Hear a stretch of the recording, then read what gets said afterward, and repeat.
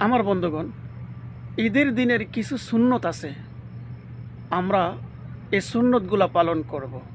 সুন্নতগুলা হচ্ছে ঈদের দিন ভালোভাবে গোসল করা, সুন্দর কাপড় পরা, সুগন্ধি ব্যবহার করা, ঈদগাহর মধ্যে যাওয়ার সময় এক রাস্তায় যাওয়া, আরেক রাস্তায় নামাজ শেষে আরেক রাস্তায় ফিরে আসা। সবার জবানে থাকবে তাকবীর, আল্লাহু আকবার, আল্লাহু আকবার, লা ইলাহা ইল্লাল্লাহু, আল্লাহু আকবার, আল্লাহু আকবার, ওয়ালিল্লাহিল হামদ। এইভাবে তাকবীর দিতে দিতে সবাই ঈদগাহর মধ্যে যাবেন। ঈদগাহর নামাজ যখন ঈদের নামাজ যখন শেষ হবে, খুতবা শোনা ওয়াজিব। খুতবা শুনবেন।